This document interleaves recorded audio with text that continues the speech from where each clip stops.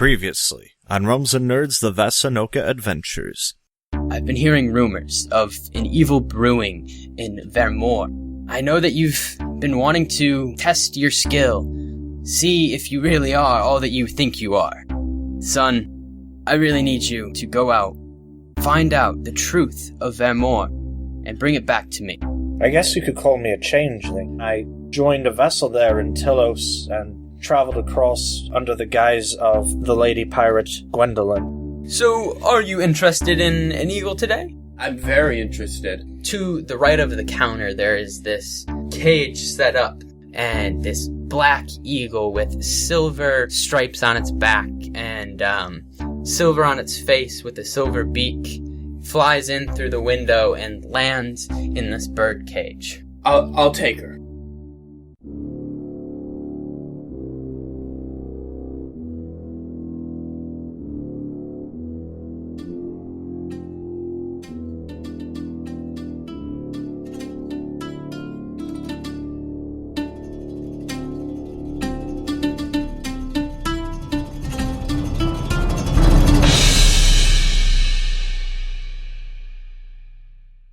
So, when we last left off, you guys were just leaving the town of Tarnak, the border city between Farland and Murdog. We were? Yes, we were. You guys are headed east on the Builders Road. You guys all cleared up all your business in Tarnak, correct? Yeah, I think we did. Alright, and No idea. where are you guys headed? I don't know, it's been too long. We want to just keep going on to Lockmar. It's the big city kind of in the center of Murdoch. Let's see here. Let me pull up my map. It's on the river. Wasn't that what and we the were river kind would of take going us to? further Right. east. Yeah, because we were going on the Builders Road, and that's basically going to take us into Lockmar. Yeah. I say Chug-a-lug, chug-a-lug. should we maybe do this in character just for posterity's sake? Oh, for of course, sure. of course. Well, my opinion is that we stay on the Builders Road. There's no reason to deviate until we get into Lockmar. I mean, that's what we were doing. I don't know why you're bringing it up when it's fairly obvious. So rather a random time to bring it up, but yeah, sure. Sounds like a plan. We're literally already on the road in that direction. You have Alzheimer's, my liege. It's not a very nice way to talk to your liege. Ben, I think we may need to do something about that attitude of yours. Too much raw fish. A good night's sleep might help. Yeah, so you guys take off. You guys were taking off pretty much first thing in the morning.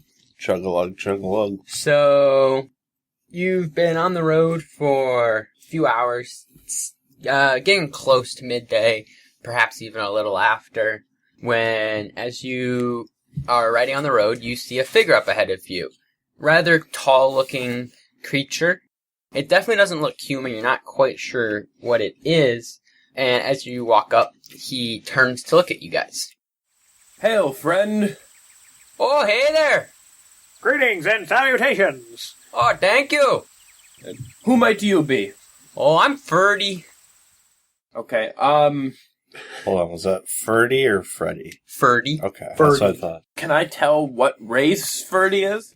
I don't know, what is your insight? Yeah, I was gonna say I'm rolling. What does your insight check. perception tell you? You want Insight. perception? I guess perception and Or insight doesn't really insight. matter. Let's do perception. I guess they're both. Perception doesn't makes really matter. more sense. 13?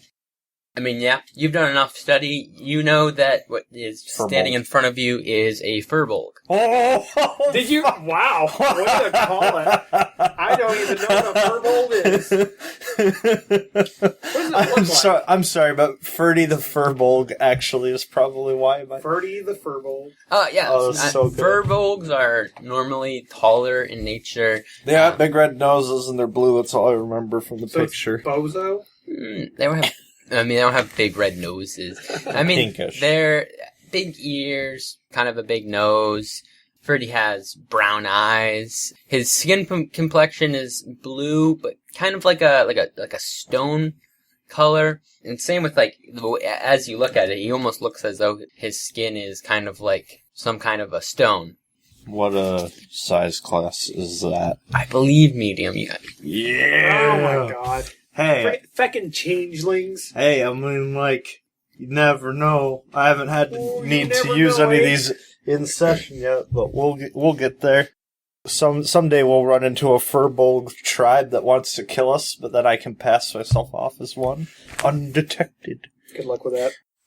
Well, it's nice to meet you, friend. What business do you have along the road?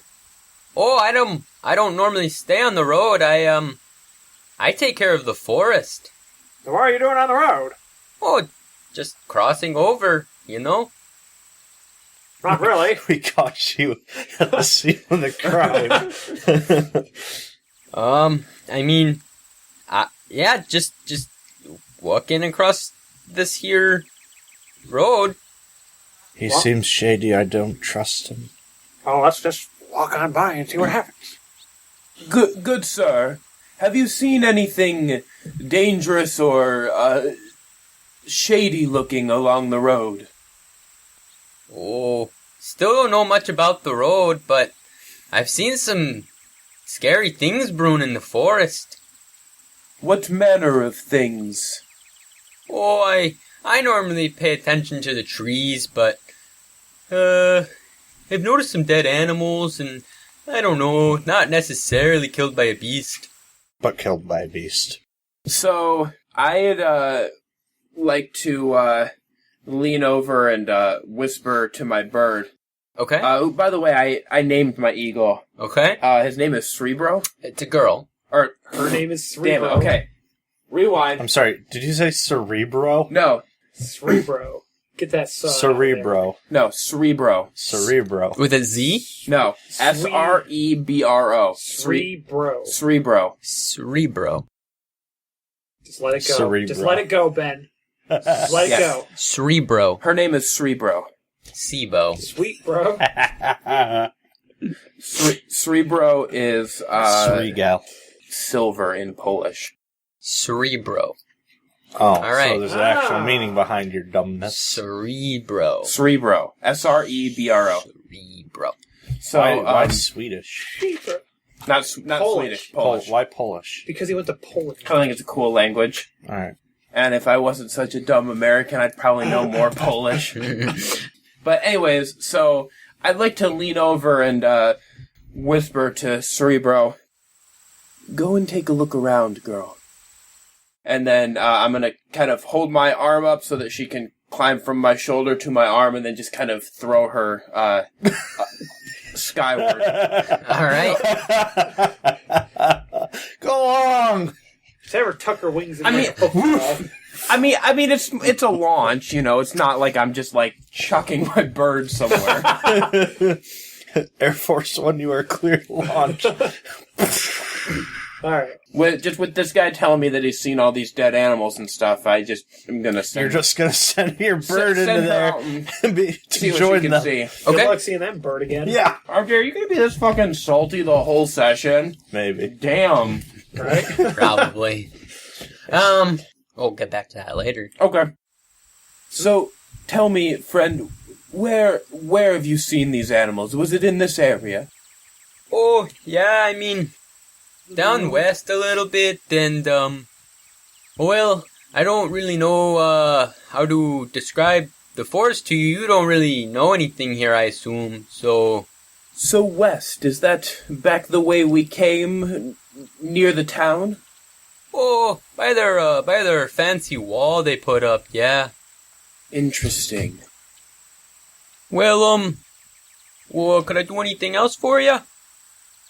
Well, friend, I think we've kept you long enough. I will let you get back to your duties tending the forest. A good day to you. Thank you. And, right in front of you, he, shapeshifts into a deer and runs off into the forest.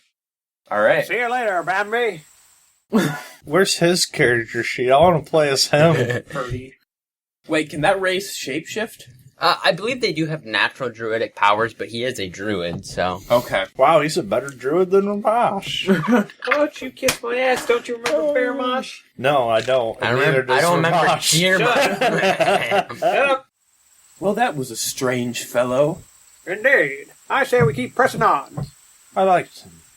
Yeah, so you guys, keep on going, down the road. A little bit later, Cerebro comes back, and in her beak she has a small piece of cloth. It's black, It looks like it's sticky, and upon slight investigation, you can see that it seems to be some kind of wet blood.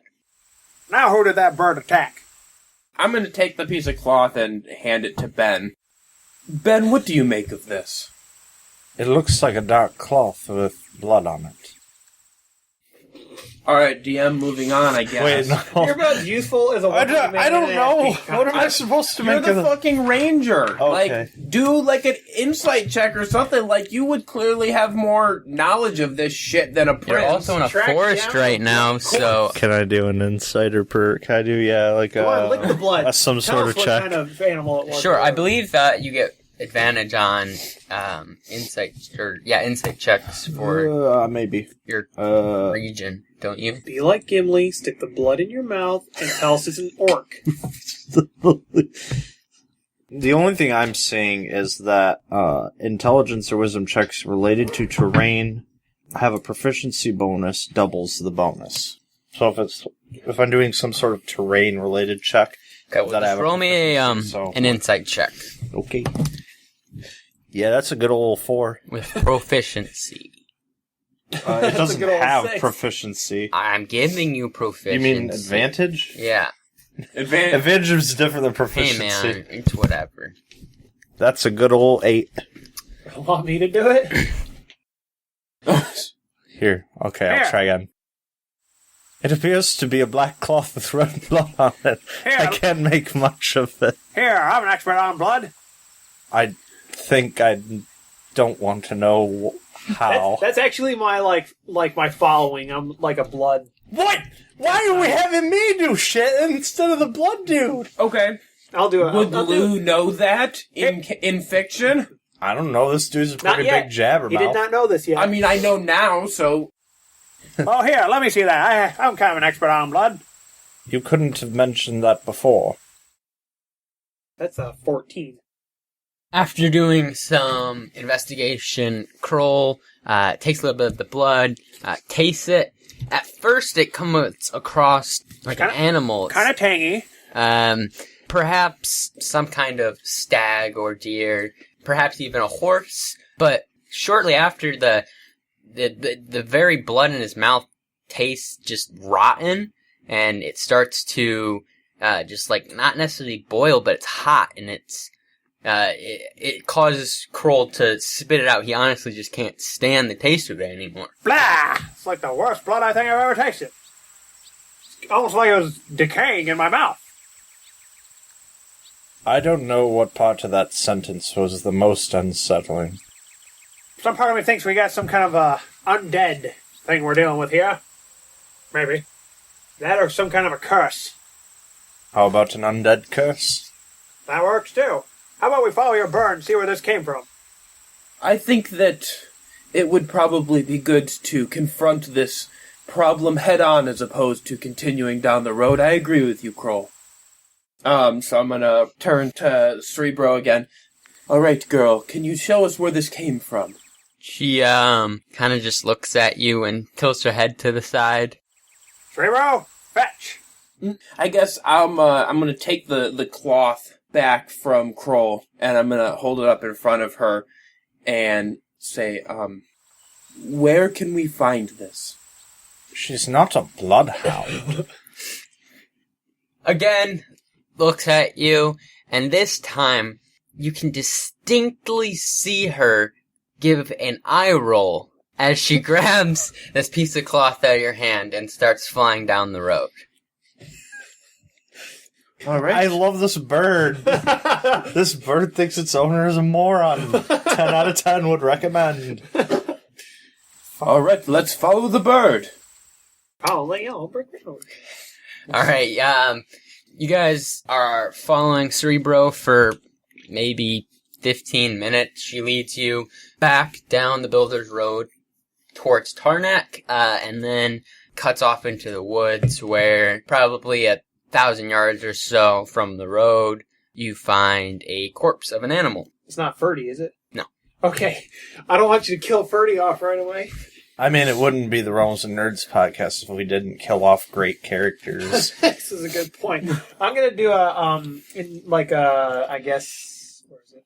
I don't know, an insight Dance check check. on it or something? Or what kind of a check would I do to check the corpse? Investigation? I suppose. Well, but there's also like survival and There's a bunch of options. animal handling. Are you investigating the corpse? Sure. Like, what do you want to know about it? I want to know what killed it. Or Yeah. if some... Give me an bastard- investigation. Okay. Or what it is? Kind of even. dunce if it The wants to. fuck is it? That's a solid 2. Yo, I'm gonna investigate this dude. I smell blood. Yeah, that's an 11. Bear in mind. Okay. that- As you guys walk up to this corpse, Ben steps forward. I'm not dead yet. As Krohl mentioned, it is indeed a deer that is on its side. It has 3 really big claw marks going from under its belly, kind of by where its heart would be, all the way up to its throat. And there also are some marks where it looks like the deer was kicking and was like rubbing up to something on its back legs.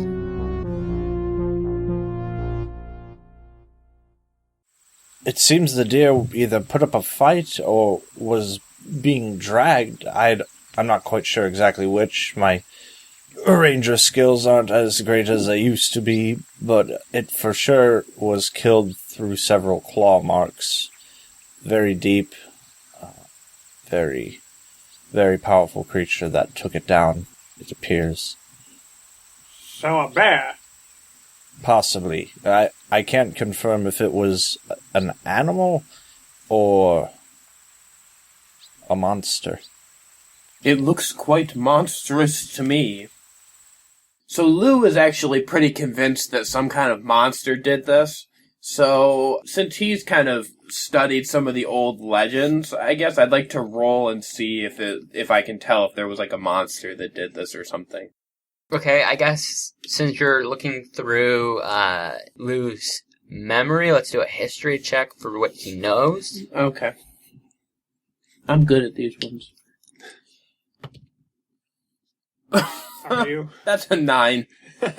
Llew is trying to link what he's seeing to perhaps an old legend or a myth of creatures in the area, but nothing seems to fit the profile quite right. Can Krohl do a perception check to see if there's anything he can see in the area, maybe? Sure. If something doesn't want anyone stalking them when their backs are turned. That is a 19. Yeah, so Ferdy's there. It's him. He did it. Krohl looks around from tree canopy all the way to the floor of the forest, and as far as he can see, they're not in any apparent danger. You can't see anyone around. He does see some faint tracks under some leaves leading away from the corpse. It looks as though these were footprints perhaps leading as the animal was being moved to there, or as its attacker was moving up to the animal. Can I tell what the footprints are, or do I need to make like an investigation check or something? Yeah, you can make an investigation check. Alright.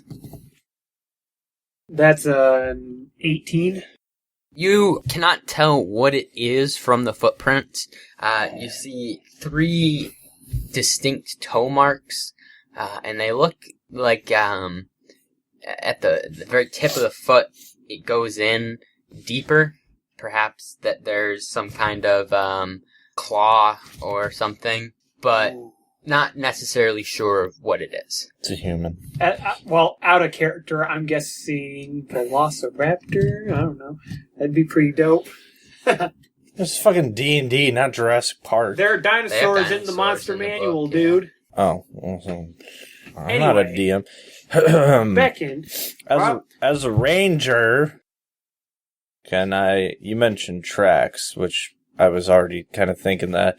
Is there can I look for like a set of tracks for the attacking creature, like after it left? Leading Or past the corpse? leading away from the corpse after the attack, and kind of see if I can track that so we can kind of figure out where the thing went to confront sure. it. Y'all, what kind of thing am I doing here? Investigation. Whoop. Oh, that's a 4. Wait, hold on. You're the worst ranger ever. With very little observation, looking past this dead deer, Ben is quite concerned to find that there are no tracks leading away from this animal. The ground in front of the animal looks completely normal. It hasn't been touched. Not a single leaf seems out of place. Gentlemen, there appears to be a problem. Well, what's up? There are no tracks of any sort leading away from this deer. Meaning whatever killed it either, I don't know, levitated and went away, Krohl, or is still here. Kroll's going to take his greatsword and bring it down on the corpse. Okay? You don't need to make an attack roll. It's a dead deer. Krohl, Well, I don't know. There's Krohl no tracks leading way up. There's some fucking parasite thing inside the deer. Krohl grabs his great sword out of its sheath and brings it down on this horse's head, severing it head from body at the neck, and now you have a horse head, I guess. Ben, could you please hold off on the dramatics? You're scaring Krohl. I can't take this tension. Keep me alive. I suppose now we could use that. Also, I thought it was a deer, but I suppose now horse? Yeah, now we could use that horse head to scare people that owe us money when they wake up in the morning. I don't think that we'll be able to solve this mystery as it is right now. I propose that we go back to the road and be on our way. Agreed. Let's just keep our eyes out, eh? So you guys head back to the Builders Road and are heading east again towards Lockmar. Also, as we get on the road, I'm going to give Cerebro a little note to the captain of the guard of the town. I mean, we were pretty close to the town. Just give her a little note to the captain of the guard. Basically, just tell him what we found and we think there might be a monster outside the walls, and just send it back to him so he can be on the lookout for that. Okay. Cerebro takes the note and takes off back towards Tarnak. As you guys get back on the road, heading east towards Lockmar, it's starting to get late, and the sun is coming down. You guys see a pretty good campsite up ahead of you, off to the right of the road. You stop there for the night, or are you guys going to keep going? Is it a good idea to walk in the middle of the night with that monster out there somewhere? I suppose the better question is it a better idea to make us a static target for the creature, should it be around us? Ben, what do you think? I mean, I'm honestly still spooked out by the fact that it didn't leave any tracks. I'm not quite sure what our best game plan is here. Let's just keep walking. Well, we have torches, and the road is well marked. It might be better to continue on a little bit and put some more distance between us and the whatever creature may be out there. I agree. I think possibly we might need to have a slight change in the way that we go about resting. Perhaps keep walking through the night, and once daybreak enters, get a few hours sleep for those of us that need it. Do you really think something so drastic is necessary? I'm not sure what exactly to think. I'm just thinking that it's more likely that it would attack during the night. Otherwise, I think that close to town we would have heard more about it while we were there. Well, future plans can be left in the future. For now, I am not feeling particularly tired. Let's take a few more hours through the night before we set up camp. I don't agree with you on this, but fine. Alright, the party moves onward, as the sun sets and the stars start to come out. You're just in that part of night where the stars are out and the moon is just starting to rise, and you can still see the last remnants of sunlight peeking over the horizon, when all of a sudden, up in front of you, you hear some rustling in the woods. I'm going to hold my torch up to try and shed some more light out there. As soon as you hold your torch up, you actually hear this rustling stop. I don't like this. None of us have dark vision, do we? Nope. We're boned. We're so boned. Good lord. Can I do a perception check to see if I can hear where, like, pinpoint where it's coming from? Yep. Okay. That would be a solid 5. It's everywhere. It's everywhere and nowhere at once. Not quite sure of where the sound is coming. You know it's in front of you, but... It came from Ben! God damn it, Ben, would you stop poking through leaves? I'm sorry. All I've got is this bag of saltines. I was hungry. What do you think that was, Ben? I don't know. I don't have dark vision. Maybe the creature. What kind of a ranger are you? and as you guys start talking again, you hear this rustling again. Hold. I heard it. Is it still rustling? No, after you guys stop talking, you Okay. stop hearing the rustling. So I'm going to, still holding my torch up as high as I can, I'm going to kind of try to sort of swing it over so the light is leaning a little bit away from Ben. I'm going to point at Ben and then kind of motion for him to sort of go, kind of loop off to the side a little bit. And then just start talking in a slightly above normal volume. Well, Krohl, I'm not really sure what to do here. It might be best for us to just, turn back. What do you think? I quite agree. That sounds like a wonderful idea. I don't think this thing's anywhere around here.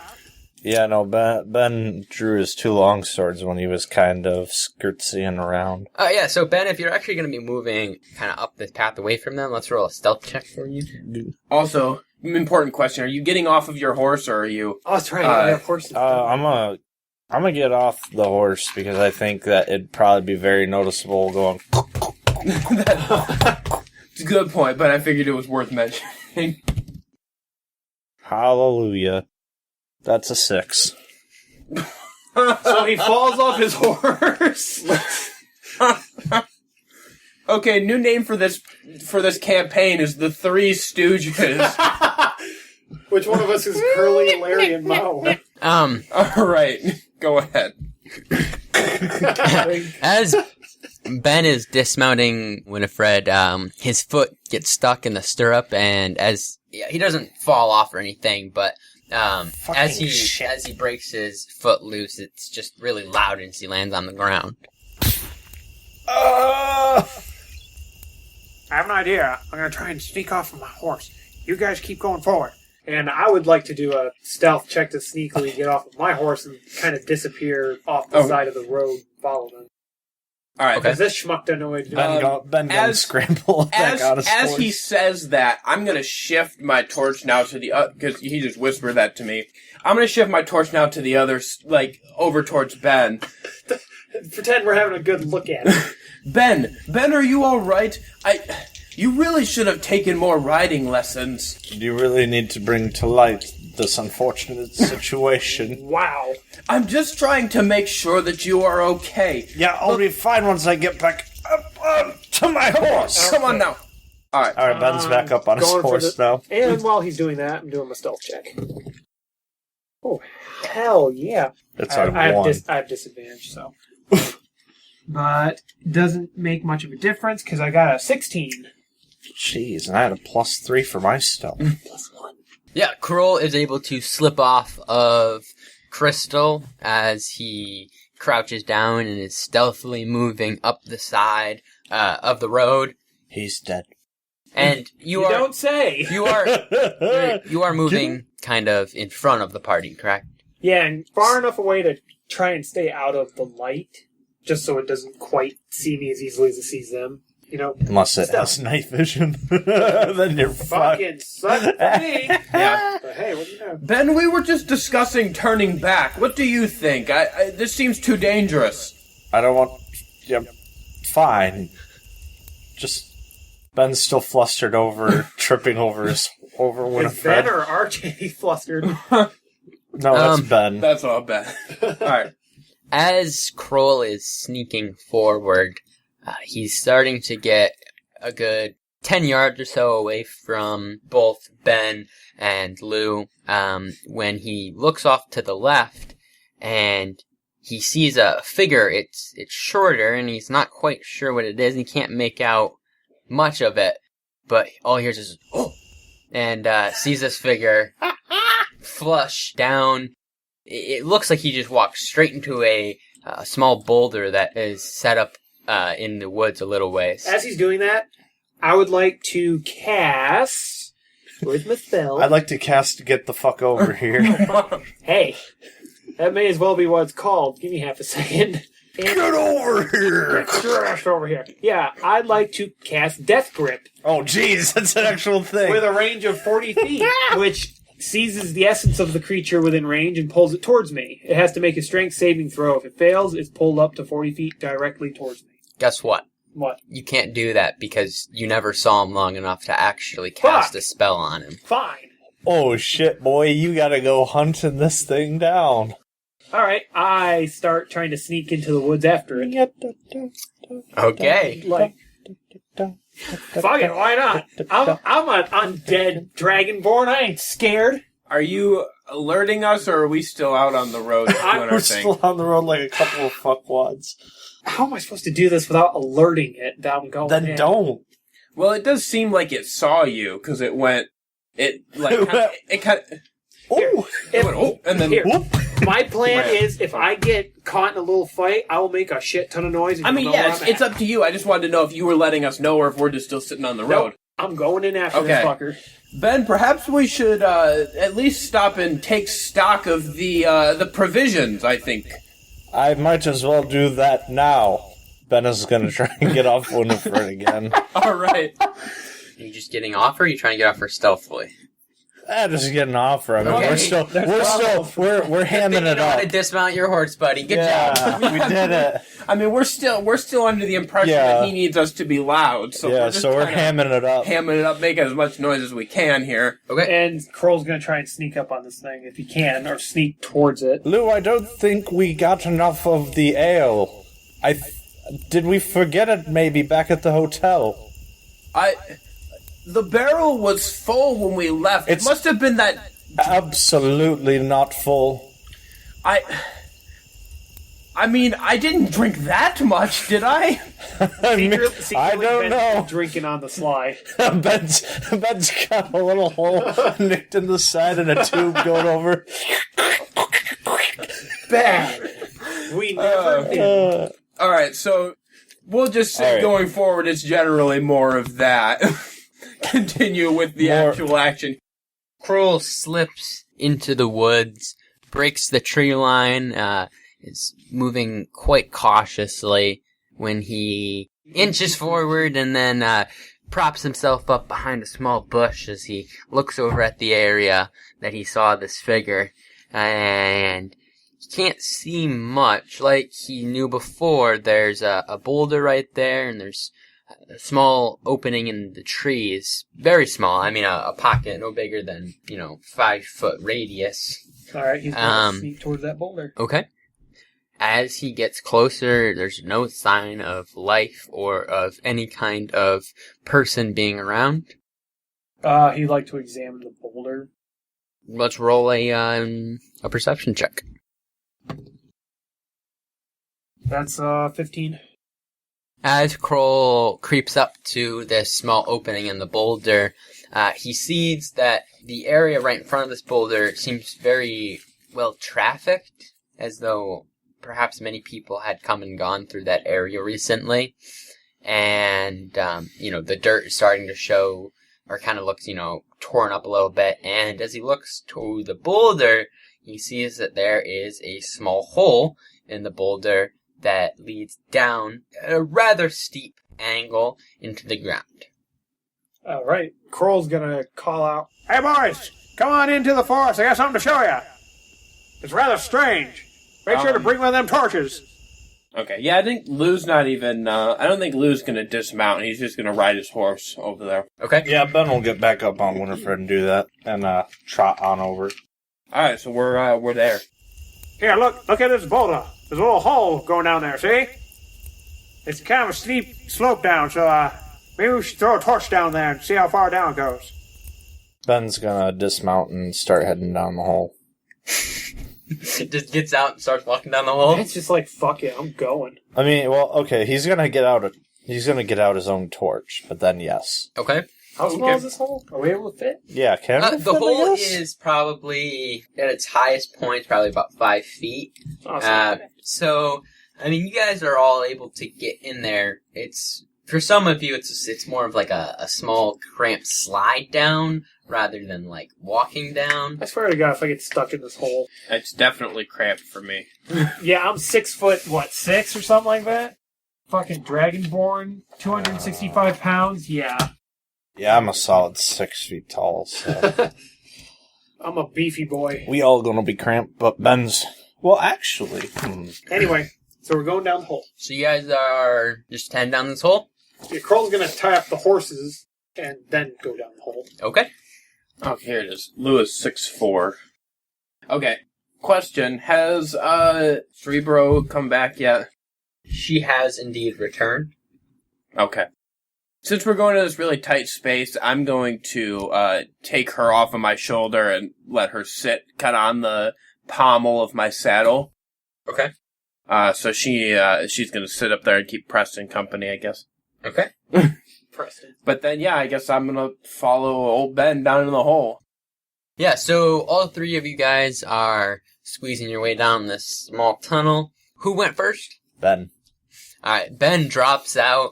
Or not really drops out. It kind of like opens up into a small room. Ceiling is 5.5, maybe 6 feet tall. Oh, great. Just enough room! His head is scraping on the ceiling. The general shape of this room is... Oh, wait! You gonna He's let me gonna- explain it? Sorry. Yeah, no, but for the record, Ben is actually in the form of Gwendolyn, who is a sailor, strictly for the advantage of being shorter.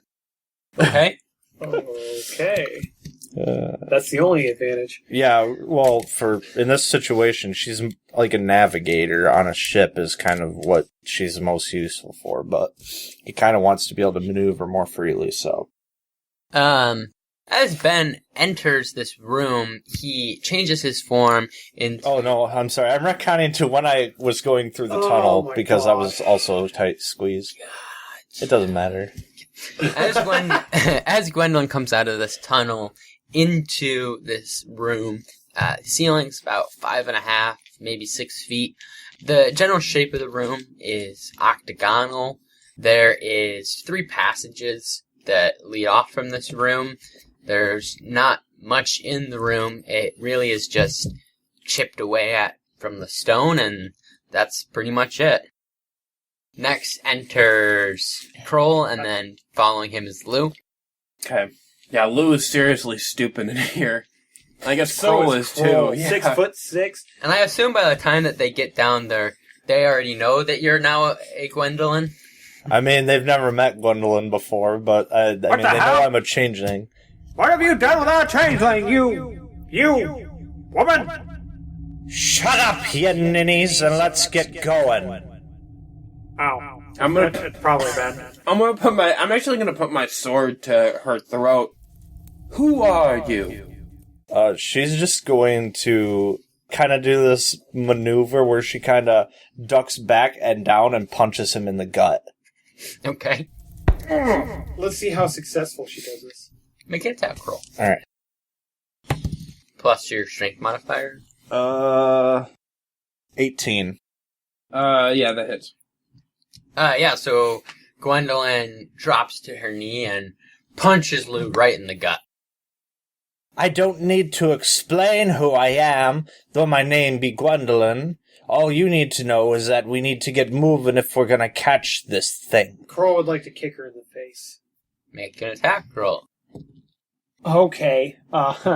That is an 11. No. I guess I just Kroll whipped that. gets in a stance for a kick and attempts to make a kick towards Gwendolyn, but as he does, he finds that his tendons in his leg aren't quite as flexible as they used to be when he was alive. When he was alive. And There's a loud click and he falls to he the just he floor. can't quite get his leg up there. God damn it, if I was alive! Are you having trouble, old timer? You have no idea, woman. What have you done with Ben? Oh, that hurt. I am the wimp that you know as Ben. What? Well, at least he admits to it. I'm a changeling, you salty sea prick. Now, like I said, let's get moving or we're going to lose him. I didn't know that changeling abilities was a multiple personality thing. But No, but I'm totally glad that he's going I this way guess with that's the it. way we're going with it. Okay. It's more fun. I don't want to be It really tripping is. over himself Ben all the time. Yeah, I know, but I'm like just dreading the day when you pick up the personality of somebody that's like chaotic evil or something. As a general kind of alignment, he's still going to remain lawful neutral. It's just going to lean a little slightly more in the personality that he has of the person. All right. Well, all right then. Not Ben. Lou's gonna sheath his longsword actually, and I'm gonna pull out my two hand axes since we're in tight quarters here. Okay.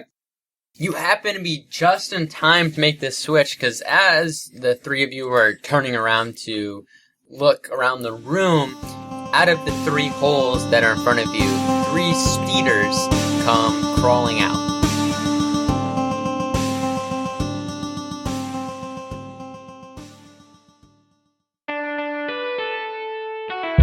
Bakersfield to Nashville, The Bristol Sessions to the CMAs.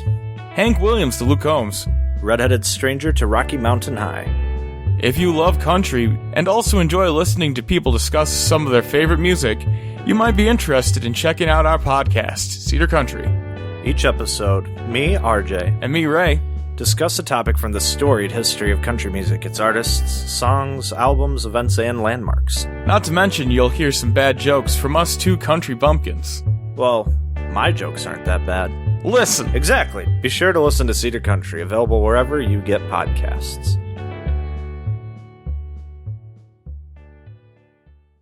Howdy folks, RJ here for your Vassanoka Adventures mid-episode 4 break. Hope all is well with you. Personally, I've been a bit busy with moving this month, but I'm pretty much settled in now and ready to get y'all more episodes. Speaking of which, the next episode of Realms and Nerds is our 2020 Halloween special, and I am very excited to share it with you all. We recorded it last weekend, and it was a great time, as our Halloween specials always are. And now on to the usual fare. If you like this episode and aren't already subscribed to our podcast, do yourself a favor and hit the subscribe button to get our new episodes when they drop.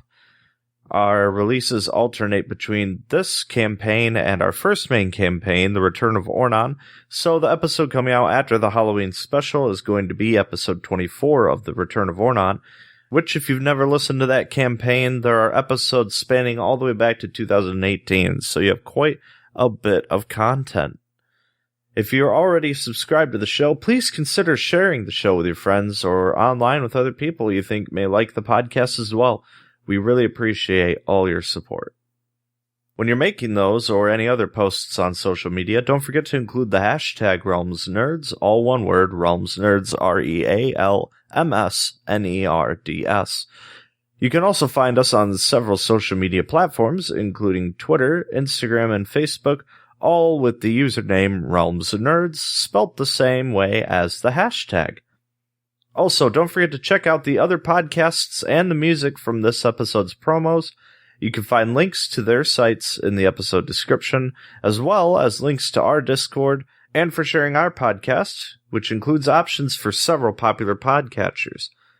Thank you to our friend Kyle for composing our show's main theme, and congratulations to you as well, bud. Thank you as well to our fellow alternate reality radio podcaster Justin from the Lit Gaming Arena podcast for the use of your arrangement of our podcast theme for this campaign. That's all for now. Remember, keep an eye out for our Halloween special out next week. Check out the other podcasts and the music from today's promos. Keep being awesome, and as always, thank you so much for listening to our show. Catch you all next week for our Halloween special, and enjoy the rest of the Vassanoka Adventures, Episode 4.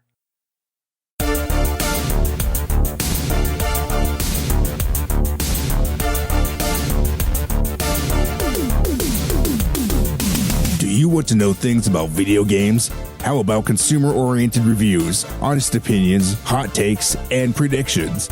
Well, you're listening to the right ad. Introducing the Lit Gaming Arena Podcast, Season 2. We bring you 2 episodes every week.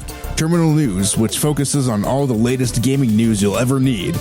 And the LGA Cast, where we talk about all the games we're playing in the gaming industry in general, and we do not hold back any punches. We also have the occasional wacky guest, so don't miss out. Subscribe to us today. You can find us on our website, lga.gg, and on Apple, Google Podcasts, Spotify, Stitcher, or whatever podcast app you use. Again, that's the Lit Gaming Arena Podcast at lga.gg.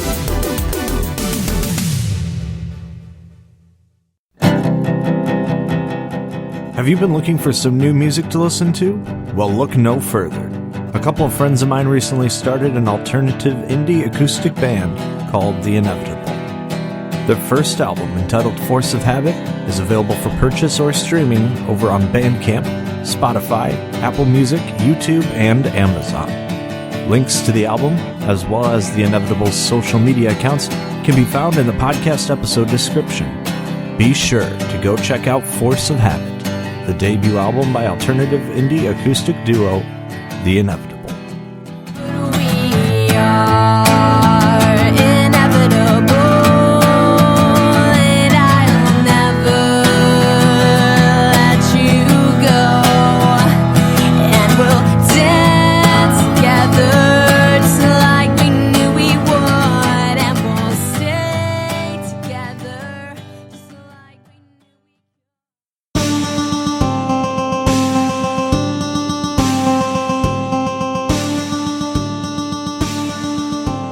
And I'm gonna need you guys to roll initiative.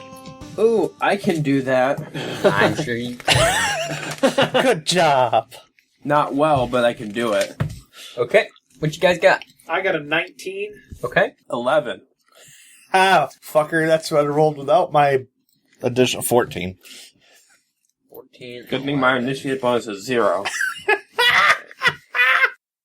Oh, by the way, when she, unlike Ben, who uses the short swords like, you know, a normal knight kind of dude, she kind of does that thing where she's got him upside down, because she's cool like that. Upside down blades. Yeah! Ahsoka Tano style. Yeah, Ahsoka Tano Great. style, if we're gonna go there. Ahsoka. First up is going to be Krohl. How close are these skeeters to each other? This room is no bigger than 20 feet across, probably max. So, okay, how far are they from us and how far are they away from each other? They are all like 3 to 5 feet away from each other, and they're probably 15 feet or so across the room from you. 15 feet? Perfect. I'm going to use my breath weapon, which is a 15-foot cone, so it goes 15 feet across at its furthest length away from me. Okay. So it's going to get all of them. All right. Let's roll some damage. That is 10 cold damage to each of them. Don't they have to? I'm Yeah. sorry. Yeah, they roll They dexterity. It's either No, Constitution saving throws. right. They have to roll Constitution saving throws. Yeah, if they Oh, fail, okay, they take okay. full damage. First one's going to be 11. Nope. 16. Yep. That's not going to pass. It's 3. No. Okay. So 2 of them take 10 damage, 1 of them takes 5 damage. Okay.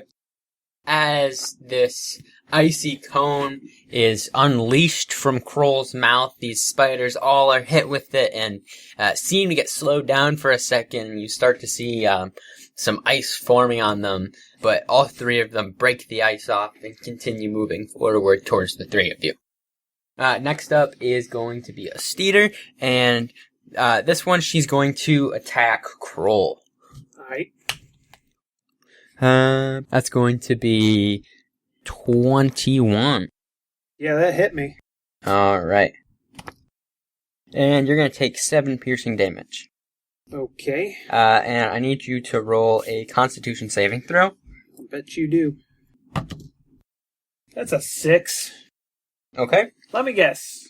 I'm poisoned. Yep, you're going to take 14 points of poison damage. Right now? Hmm? Oh my god! Okay, Kroll's not looking good at all. I mean, was he ever that good looking to begin with? Better than Ben. That's a matter of opinion. Next up is going to be Ben. They're all coming forward towards you. Okay, and they're all damaged. Is there anyone damaged more than the other? Two of them were Okay. hit with the full extent. I'll of go Kroll's with breath weapon. against one of those with both of my short swords. Okay. Okay, and then the first one is going to be 16 versus AC, That'll hit. and the second one is going to be 14 against AC. Who wins ties? Whoever rolls the die. So in this case, me. Yeah. That'll hit. At least now we know it's AC. Wait, what was it, AC, sorry? 14. Oh, that's not so bad. Oh, also, I have an ability that is called Colossus Slayer for Hunter's Nice. Prey. And I don't think it's for anything specific. I think it's against anything. Basically, hitting a creature when they're below their HP max deals an extra 1d8 damage, but only once per turn. There you go. So, Okay. I'll add that to the second attack. Okay. So the first attack is going to be 5 piercing damage, and then the second attack is going to be 2 damage. 7 in total. Man, Yeah. that's better than 1. Yeah. Okay. Next up is going to be another Steeder, and the one that Ben just slashed is going to be coming after him. Her. After her. That's not gonna hit. The spider comes crawling up. It's like sliding across the floor. Comes crawling up on Ben. And goes to make a bite attack. Ben's actually able to grab its jaws from closing. I'd like you to roll a strength check. 19. Hot damn. Gwendolyn stops the jaws of the spider from closing on her and is able to kind of pull them apart and push this Steeder back. And it's actually going to take 2 points of damage.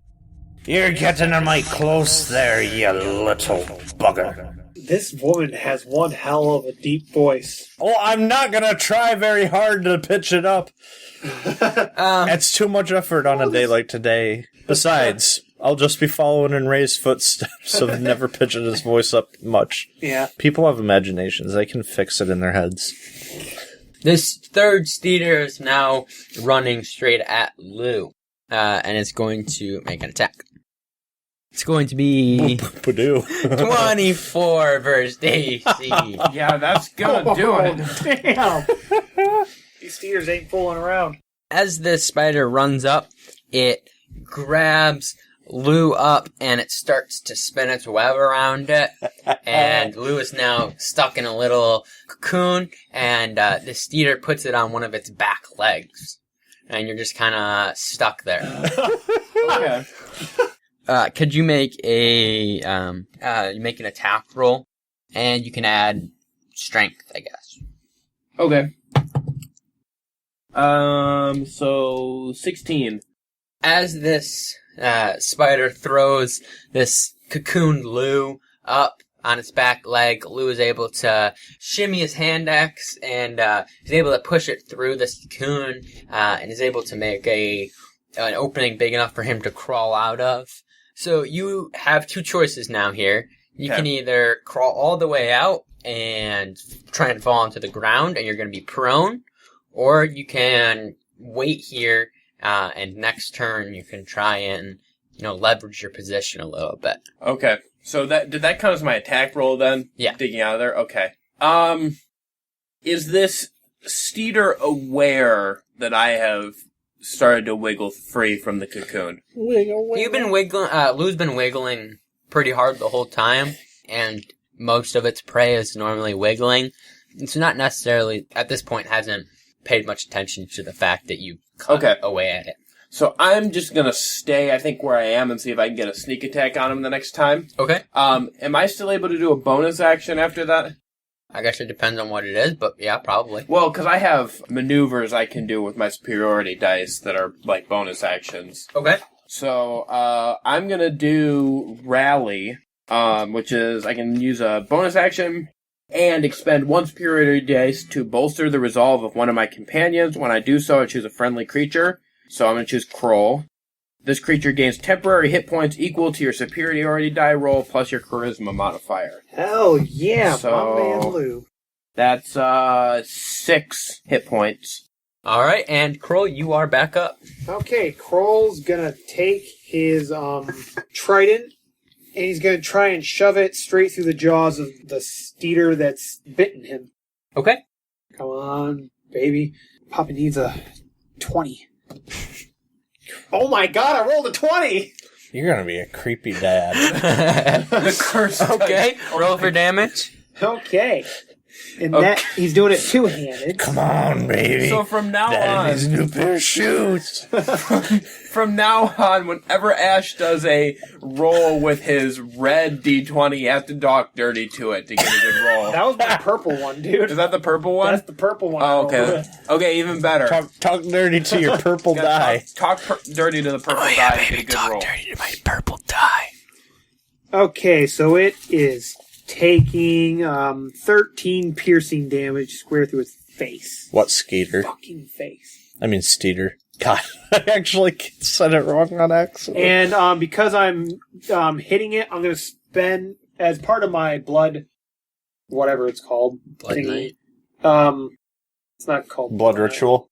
My death aspect is blood. So I'm going to use, it's called vampiric blood. Whenever I hit a living creature with my melee attack, I can use a bonus action to spend one of my hit dice to regain health. Which I definitely need to do, because I'm down to 5 hit points with 6 thingies. We'd get you. How are you down to 5 if I gave you 6? I meant without the temporary hit Oh, points okay. as part of that. How long do temporary hit points last? Forever! That's a good question. I don't know. They're temporary. They are temporary. I don't know. I'll look it up while he's doing his thing. So yeah, I just got 4 hit points, which is better than not a damn thing. And I stabbed this fucking steer through the face, and I don't intend to pull the trident out. All right. I'm trying to keep it at bay, basically, unless it's dead. After Kroll is done reeling from getting bitten, he grabs his trident and, with a nice flurry of blows to distract the spider, he shoves it right under its head and into its belly. And kind of, after he gets it in, does, that nice second shove up. And next up is going to be the steer that Kroll just completely gutted. It's going to be a 10 versus AC. Nope, that ain't going to cut it. As the spider is trying to desperately bite at Kroll, but Kroll still has his trident up and is being able to push it away. Next up is going to be Gwendolyn. Did he get the one that, tried to attack me that I, pushed it back? This is the one that he's got his trident? No, you have Nope. a different one. Alright, she's gonna go after it with the short swords again. I thought they were long swords. He's got both, and since she's using them, upside down, and it's a smaller area, Alright. several reasons why it's gonna be the short swords. That's, 17 versus AC for the first one. That'll hit. And 9 with the second one. That will not hit. Okay, and since it's a different turn, I'm also going to use the Colossus Slayer again. Okay. So, 1d6 and 1d8. So, that's going to be 15 points of piercing damage. Alright. As Gwendolyn comes at the steeder for another flurry of blows, she goes up with her first, and the steeder blocks it with one of its fangs, but Gwendolyn's able to get her second short sword up under the head and is able to slice the throat of the steeder, and it falls dead in front of her. And You're still not done over there! next up is the steeder that was coming at Llew. Okay. It's going to be... Sorry, she was coming at Llew. She is now going to refocus to, I guess, Ben, now that she has just seen... Or Gwendolyn, since she just saw one of the steeders get killed. Potato. And that's going to be 14 versus AC. Nope. Okay. She tries to make an attack, but Gwendolyn is able to deflect with her swords. Now, next up is going to be Llew, and with your attack... If you are attacking the spider that you're currently on, you do have advantage. Okay. Yeah, so I'm gonna do that. I'm gonna attack the one that I'm currently on. Okay. So that is 19. That will hit. Okay. So that's 6 points of damage. Okay. And then I'm gonna use as a bonus action, I'm gonna do my action surge, which lets me make a second attack here. And I'm gonna attack with my other hand axe. You can attack twice with the hand axe, can't you? Just like swords. If he's got one in each hand. I don't think I can. If you've got an axe Don't you in have each two of hand, them? you can Yeah. attack. You Yeah. have 2 attacks, one separate for each axe. Do and you- you Yes. only would add your strength bonus to the damage of the first one if it hits. Okay, so is that just no matter what, then I attack with both? Like if I'm holding to? I mean, you can choose to you attack can choose with to one. attack with only one if you want to. But Okay. I mean, honestly, it'd be pointless to use your action surge because you'd be doing what you can already do unless you can make 4 attacks against it if you want. Sure. Okay. Okay, never mind then. I guess I'm not gonna use action surge. Ugh. I thought I had to use that to do a second attack, but no. So I guess I'll just attack with the other axe then. Okay. So 9 was not gonna do it. Nope. So, you know what? I guess I will use action surge anyways, Alright. since we're already in this fight. So if I do action surge, do I swing both axes again, or is it just one? Yeah. I mean, you can make 2 per attack. So. Okay. So, yeah, so I'm using my action surge here. Okay. So first axe is 8, so that's not going to do it. Nope. Second one is 22. So that That'll will hit. do it. Alright, roll damage for that second axe. And that's 6 points of damage on that one. Okay. As Llew has been sitting in this cocoon, he sees his best course of action and he leaps from the cocoon and with both hand axes sticks them into the side of this spider, its big, bulging abdomen, and rings them down the side as he slides down to the ground. Dope. And next up is going to be Krohl. Alright. Kroll's going to attack the one that he's struggling with, again, with the trident. Okay. If you roll a 20 for me, I will polish you later. I bet you will. That is a 16 against That AC. will hit. Waller. That is 5 piercing damage. Okay, next up is the spider, and it's not looking too good, and it looks pretty pissed at Krohl. I'll bet it does. And that's going to be a 14 versus AC. Nope. Alright. Next up is going to be Gwendolyn. She gonna go after the fucker that tried and get her. Okay. Both short swords. 15 VAC That'll hit.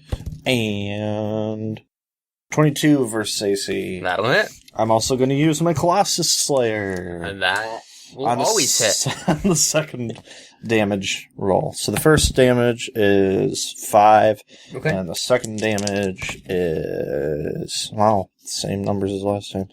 12. 12 damage in total? No, that's for the second roll. Okay. So 17 in total? I think so. I already forgot what the shit. first 5 damage and 12. was. Yeah, that's 17. So 17 points of piercing damage. As soon as Llew drops off this spider, Gwendolyn comes running up towards it, and with both her short swords, slices this one's throat and puts her second sword straight through the steeder's head, and it drops down dead. I see women are always coming to clean up your messes, aren't they, Prince? I had it completely under control. I'm sure you did. Now let's get this last fucker. Next up is Llew. Okay. So I'm gonna go after the last steeder here. Okay. And I'm gonna swing one of my axes at him here. That is a... Not great, that's a 7. That'll not hit. And then I'm going to forego my second swing and use my bonus action to direct Krohl to strike the steeder. Okay. And is that like a superiority die thing? Yeah, so he uses his reaction to make a weapon attack, and then adds a superiority die to the attack's damage roll. Okay. Oh, I make as a reaction? Yes. He's commanding you to do it. And I add your superiority die to the roll. Yeah, so Krohl, now! And Kroll swings, or stabs, whatever. What's your superiority die roll? That goes to the damage roll, so I think you just make the attack. Okay, yeah, that's a 21. That'll hit. Okay. So then I got a 4. I got a total of 7 damage. Llew makes a swing at the Steeder with his hand axe, and then commanding Kroll runs over with his great sword and comes down on the head and the abdomen of this spider, and he doesn't make it all the way lengthwise, but pretty much splits this spider in half. Juicy. Not too shabby, boys, not too shabby. You there, you look to be not in the best of shapes. Are you able to hear me? Or heal me? She is going to cast Cure Wounds on him. Yay. Spellcasting ability is Wisdom, so you get 3 points of health. So he sucks as a spellcaster. He sucks as a ranger. What can you do? Fucking kill a bunch of giant-ass spiders. So Shapeshift, can't do that. So Yeah, I figured this you out. do that. I looked this up. So this is temporary hit points. They're a buffer against damage. So you always lose temporary hit points before you lose your actual hit points. Healing cannot replace temporary hit points, and temporary hit points can exceed your hit point maximum. So if you're already full and I give you temporary hit points that can go above your max, they also cannot restore to consciousness or stabilize a downed ally. They can still absorb damage if you're downed, however, they can't actually stabilize you if I hit you with them. And then as far as the duration, unless the spell says otherwise, which mine does not, they last until they're either depleted through combat or you take a long rest. Okay. Cool. Alright. You guys just killed these 3 big steeders. Got 3 corpses in front of you, and behind them are 3 tunnels. Can I do a perception check to see if I can see where this fucking tiny figure went? Sure. That is an unnatural 20. As far as you can tell, this room, much like in front of the tunnel up on the mainland, it seems pretty well trafficked. A lot of footprints going to all 3 of the tunnels. And now you have, spider claws all over the place that dug up the dirt as well as blood, and it's a crapshoot. So even a 20 doesn't give me shit in this tunnel. Okay. So eeny, meeny, miny, mo. Are we even sure that your friend came down here? Yeah, I'm pretty sure he came down here. Almost positive. He went to the boulder and disappeared. Well, then I suppose we had better pick a tunnel then. I suppose we could always split up. I mean, 3 of us in 3 tunnels. That doesn't seem very wise to me. Why are you scared? Well, if you'd like to go off on your own, by all means, but I tend to find that there's a certain safety in numbers. I feel if I left you two, you'd find yourselves in more trouble. So I may as well stick around. I suppose you're right. Sounds like a backwards way of saying that you agree with me. Kroll starts walking down the left tunnel. You guys gonna Come follow on, Kroll down the left come on, tunnel? fellows, let's go.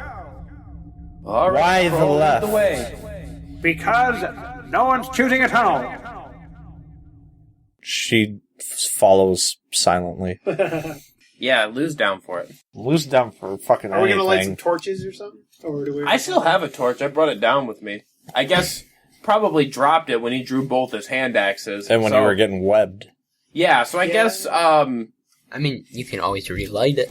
Yeah, I guess I'm gonna put away one of my hand axes and pick up the torch so I can carry the torch in one hand and a hand axe in the other. Okay. Yeah, Keep my trident out. Gwendolyn will pick up the torch that she put down when she took out her short swords. Obviously she's gonna put both the short swords away and take out a long sword. Okay. As you guys are making your way down this tunnel, it still is gradually going down.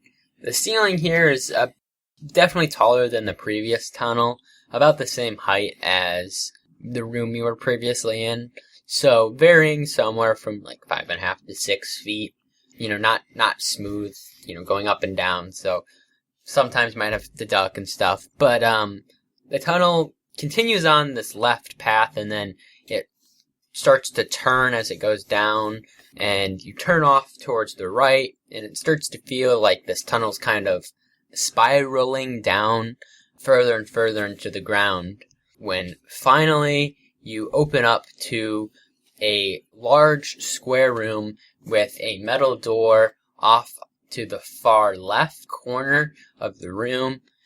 It's a rectangular room, probably 60 feet long and 20 feet deep, and standing in this room is a whole lot of Dugars, which are short, dwarf-like. They are dwarfs. They're Underdark dwarves. Correct. Oh, shit. Are they friendly, though? That's an excellent question. How about you find out for us, Not Gwendolyn? generally. Yeah, I'd imagine All right, being Underdarks. So you said there's a lot. How many is a lot? On initial scan, it would look 10, maybe 15. Okay. Jesus. Boys, I don't think this is a fight we can win. Hail and well met, short men. Oh God, we're screwed. Gwendolyn, be quiet. The fuck are you doing? Greeting them. Let the diplomat handle this. You're the diplomat. I am a prince. We're doomed. Oh, by all means, then, go ahead. Talk your way out of it like you do everything else. Hello, friends. Sorry for the intrusion. We didn't mean to come upon you so suddenly like this.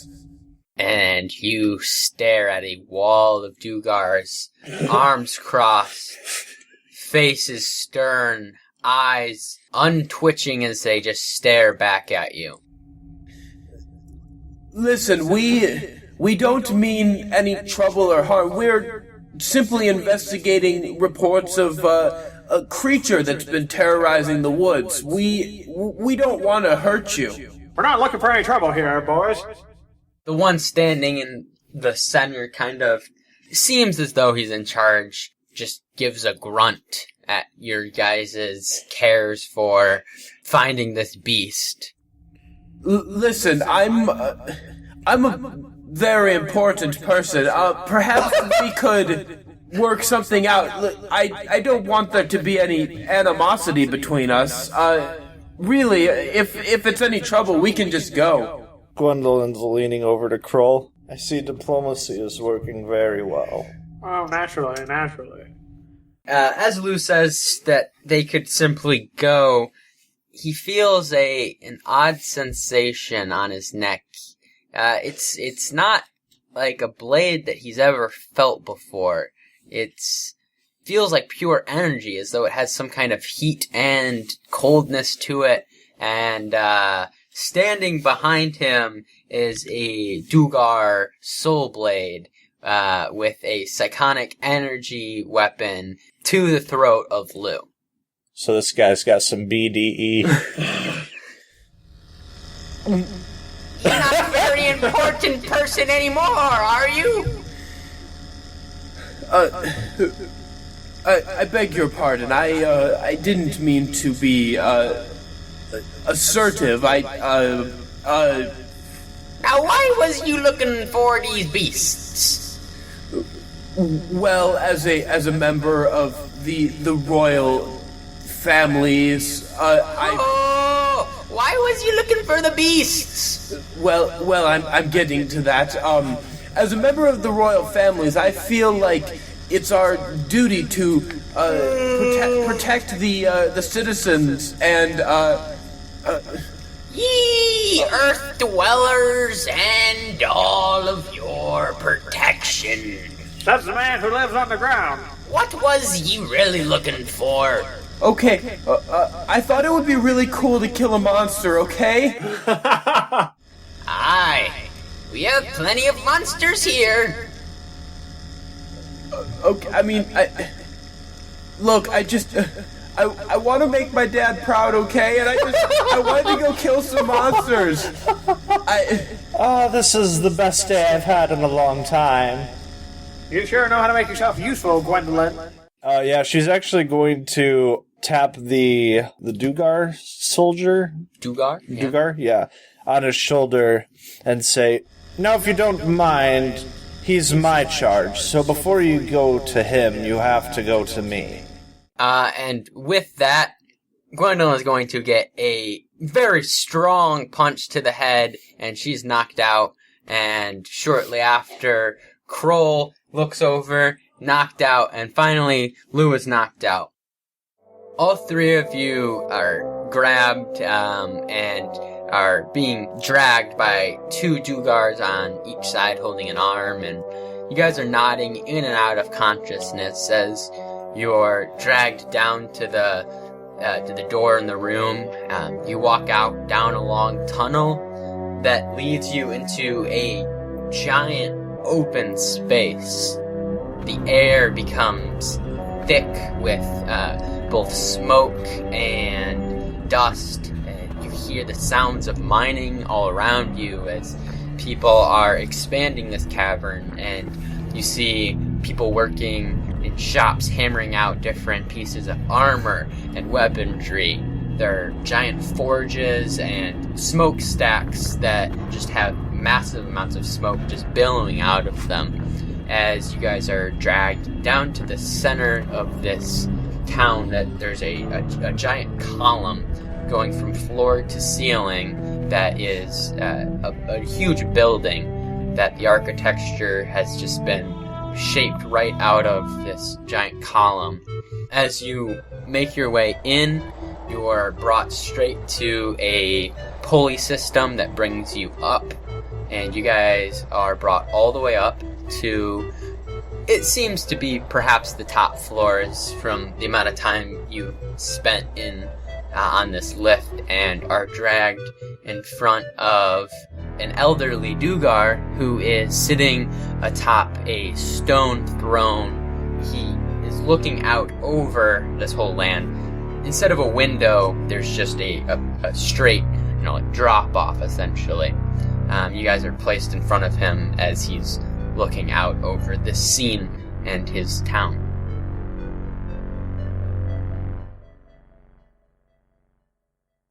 As you get closer and closer, you guys start to regain consciousness. At this point, you're definitely still dazed, but not knocked out. Alright. Llew's gonna stand up and brush his clothes off as best he can, and kind of under his breath, finally, someone I can talk to. Hello, sir, my name is Llew Westaryn. I am the Crown Prince of Farland, and I am very humbled to make your acquaintance. As Llew stands up, two Dugar stone guards that were sitting at the base of the steps leading up to the throne both put their swords down and are at ready. I care little for you top dwellers. What is your business? What is your business? What are you doing down here, exactly? Mining out this cavern here. My family has lived in these caverns for generations. Well, sounds like a pretty good reason to be here, then. Krohl, clearly, diplomacy is not a strong point for you. Says the man who got us knocked out. You're not much of a diplomat yourself. Well, I'm the only one here that's had diplomatic training. I'm tired of your squabbling. I simply would like to know the meaning of you looking down our caverns. Look, Sir, we have no business down here. We were simply pursuing a monster that's been terrorizing the surface above. We thought we had followed it into a hole, and apparently we stumbled into the entrance to your kingdom. We are terribly sorry, of course. Llew, roll a Constitution saving throw. Oh, this Okay. This is my favorite episode yet. We're all gonna die. Nah. It's 19. Suddenly you hear a voice, not out loud, but in your head. It's very similar to the voice you were just hearing. Boy, I know you did not come here simply in search of monsters. What did your father send you on? His crown prince? He wouldn't just let you leave his kingdom for no reason. Llew is looking around, kind of startled. But then in his head, he kind of just thinks, "Can you hear me?" Yes. Okay, so he's actually gonna take one of his hands and hold it up to his temple, like he's like concentrating really hard in his brain. We are headed to the east to investigate some dark force that is rising there. I know not what awaits us. Aye. So you know. Only the briefest. I'm not sure what I know. Now out loud, he says to Llew, hell is burning higher and higher every day. The actions of the underworld are taking over this world. If your journey is taking you to the land of Vermore to put stop to this, I will not hold you. Still in his head, Llew goes, "What do you know about the goings-on in Vermore?" A dark sorcerer has taken hold, with help of the goddess Tiamat. What do you mean, Tiamat? And Llew looks kind of surprised and then realizes that he's been saying these last few things out loud. The Underdark becomes more and more crowded every day as enemies of our people are spread further and further into the Underdark and onto the surface world. What do you know of Tiamat and her followers in Vermore? I know that Tiamat is up to no good, as she always has been. That's all I can tell you. I have business with her, but first I must eliminate her followers. My king, you'll need to excuse him. He was recently killed, and he's not quite in his right mind. Aye, I see. Well, if you have no other information for us, I will not bother you with our presence any longer. If you will give us leave to depart, my king. Yes, I believe that your presence here is no longer needed. In the future, you should be much wiser walking down a tunnel into the Underdark. My fellow race and those who also live among the Underdark are normally not as forgiving as I am. Thank you, my liege. I will try to keep my companions in line in the future. You two come now. And I'm gonna turn and just start to walk out. As you do, two of the stone guards are going to follow behind you and walk you out. Okay. Are you guys coming with me, or am I leaving alone? You're making your grand exit by yourself, you know? For the record, he's not the boss of me. And then she turns and leaves. Now hold on! I can't just walk out here and knowing that there's someone who knows something about Tiamat. This is ridiculous! She's gonna walk back and grab him by the wrist and pull him off. No, wait! No! They know something about Tiamat! No! You'll find someone else that knows something about Tiamat. Shut your fucking gab and let's go. Begrudgingly, Krohl follows. These stone guards walk you back to this lift, and the three of you step on this platform. There is also a Dugar, Despot, and he's missing an arm, and it's been replaced with a mechanical metal arm that it looks as though it's red hot and teeming with some kind of energy. And he also has from knee down on one of his legs is a metal leg. Does he also have a red eye, and do they call him Cyborg? No. So, If anything, he'd be closer to Torbjorn. Oh, okay. Gwendolyn's gonna eye him up and down and then just look at him and say, "Nice appendages."